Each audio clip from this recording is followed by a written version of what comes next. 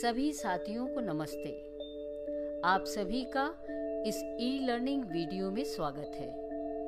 इस वीडियो के द्वारा हम मातृ मृत्यु एवं शिशु मृत्यु को कम करने में परिवार नियोजन की भूमिका, गर्भावस्था का सही समय व बच्चों में उचित अंतराल के महत्व को जानेंगे।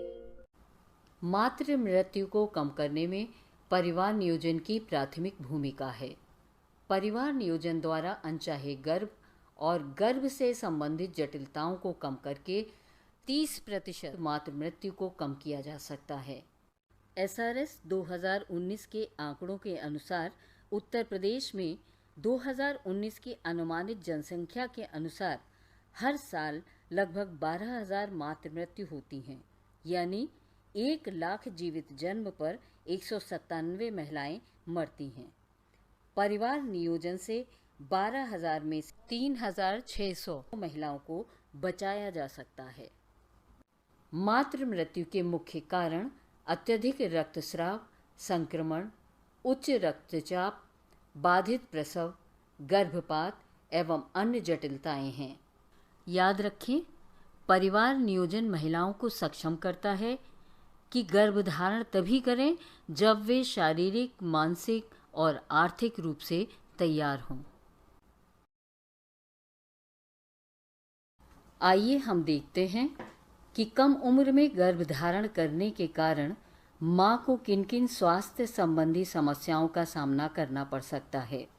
NFHS 4 के आंकड़ों के अनुसार 100 में से लगभग 54 किशोरियां एनीमिक होती हैं। उत्तर प्रदेश में 100 में से लगभग 21 किशोरियों की शादी 18 वर्ष से कम उम्र में हो जाती है। 100 किशोरियों में से लगभग 4 किशोरियां जल्दी गर्भवती हो जाती हैं। जल्दी गर्भधारण से मां को होने वाले खतरों में गर्भपात, प्रसव पूर्व रक्तस्राव, झिल्लियों का समय से पहले फटना, बच्चेदानी में संक्रमण, उच्च रक्तचाप और बाधित प्रसव प्रमुख हैं। इन सभी खतरों का प्रभाव एनीमिक महिलाओं में बढ़ जाता है, जिसके कारण मातृ मृत्यु का खतरा 15 साल से कम उम्र की गर्भवती किशोरियों में 5 गुना और 20 साल से कम उम्र की गर्भवती किशोरियों में दुगना हो जाता है।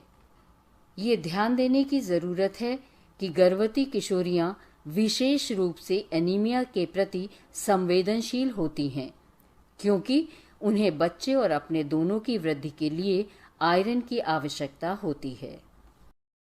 हम सभी जानते हैं कि मातृ एवं शिशु मृत्यु के जोखिमों का आधारभूत कारण कम उम्र में शादी व गर्भावस्था और कम अंतराल पर बच्चों का पैदा होना है। 2 बच्चों के बीच में 3 वर्ष से कम का अंतर हो तो मां को गंभीर समस्याएं हो सकती हैं, जैसे झिल्लियों का समय से पहले फटना, गर्भपात, गर्भ में शिशु की मृत्यु, एनीमिया, योनि का संक्रमण और योनि से रक्तस्राव होना। NFHS 4 के आंकड़ों के अनुसार उत्तर प्रदेश में 100 एनीमिक महिलाओं में 62 ऐसी महिलाएं होती हैं जिनके 2 बच्चों के बीच में 3 साल से कम का अंतराल होता है। इसका मुख्य कारण कम अंतराल की वजह से पोषण तत्वों और खून की कमी की पूर्ति न होना है। यदि कम अंतराल पर गर्भावस्था होती है तो मां को कुपोषण, खून की कमी और कमजोर गर्भ जैसे परिणाम हो सकते हैं। SRS 2019 के आंकड़ों के अनुसार उत्तर प्रदेश में शिशु मृत्यु दर के हिसाब से लगभग 1,12,000 नवजात शिशुओं की पैदा होने के 1 महीने के अंदर ही मृत्यु हो जाती है, जिसका मुख्य कारण समय अवधि से पहले शिशु का जन्म होना, सांस लेने में तकलीफ व संक्रमण है। इसके अतिरिक्त लगभग 1,37,000 शिशुओं की मृत्यु पहला जन्मदिन मनाने से पहले ही हो जाती है, जिसका मुख्य कारण निमोनिया, डायरिया, कुपोषण, मलेरिया, संक्रमण, चोट लगना व जन्मजात विसंगतियां हैं। परिवार नियोजन विधियों को अपनाकर हम 10% यानी 25,000 शिशुओं को मृत्यु से बचा सकते हैं। हम सभी जानते हैं कि कम उम्र में शादी होने से मातृ मृत्यु के साथ ही शिशु मृत्यु का खतरा भी बढ़ जाता है। NFHS 4 के आंकड़ों के अनुसार 100 बच्चे पैदा होते हैं तो उनमें से 9 बच्चों की मृत्यु मां के कम उम्र में गर्भवती हो जाने की वजह से हो जाती, यानी 20 साल से कम उम्र में गर्भवती होना। पर अगर मां की उम्र 20 साल से ज्यादा होती है तो 100 में से 6 बच्चों की मृत्यु होती है, यानी 3 बच्चों को मृत्यु से बचाया जा सकता है। अतः यह आवश्यक हो जाता है कि जहां तक संभव हो महिला 20 की उम्र के बाद ही गर्भधारण करे। कम उम्र में गर्भवती होने के साथ ही 2 बच्चों में 3 साल से कम का अंतर होने पर शिशु मृत्यु का खतरा बढ़ जाता है। उत्तर प्रदेश में NFHS 4 के अनुसार 100 पैदा हुए बच्चों में 3 साल से कम अंतराल होने पर 9 बच्चों की मृत्यु हो जाती है, जबकि अगर बच्चों में 3 साल से अधिक का अंतर हो तो 6 बच्चों की मृत्यु होती है। इसी तरह हम देखें कि अगर 3 साल से कम का अंतराल है तो 100 में से 62 बच्चे कम वजन के पैदा होते हैं, और अगर 3 साल से अधिक का अंतराल है तो 38 बच्चे कम वजन के होते हैं। आमतौर पर ऐसा देखा गया है कि कम वजन के बच्चों में ही अत्यधिक खतरे व जटिलताएं होती हैं। उत्तर प्रदेश में 62% जन्म पिछले जन्म के 3 साल के अंदर ही होते हैं। यदि महिला 2 बच्चों में कम अंतर रखती है तो पहला बच्चा भी कुपोषित हो सकता है व अन्य जटिलताओं की संभावना बढ़ जाती है।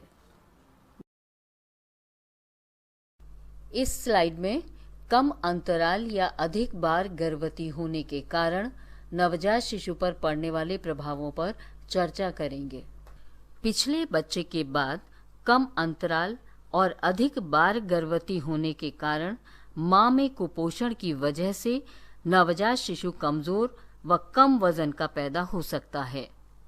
साथ ही उसे अन्य गंभीर समस्याएं भी हो सकती हैं, जैसे शिशु जन्म समय अवधि से पहले हो सकता है, गर्भ में शिशु की मृत्यु हो सकती है या फिर जन्म होते ही मृत्यु हो सकती है।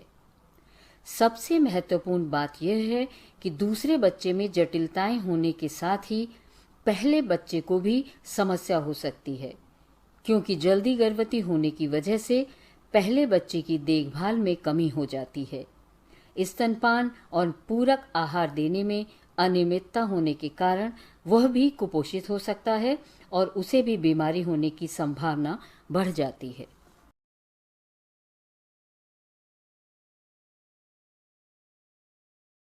गर्भपात की अवस्था में दोबारा गर्भवती होने में कम से कम 6 माह का अंतराल होना जरूरी है।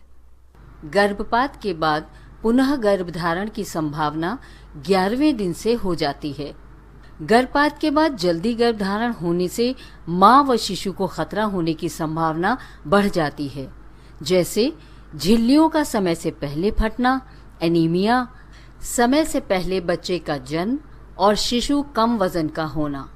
अतः यह जरूरी है कि गर्भपात के बाद महिला कम से कम 6 महीने तक गर्भधारण न करे और परिवार नियोजन का कोई न कोई साधन अवश्य अपनाए। ध्यान रखें, गर्भपात के बाद परिवार नियोजन को अपनाकर 90% असुरक्षित गर्भपात के कारण होने वाली मातृ मृत्यु को रोका जा सकता है।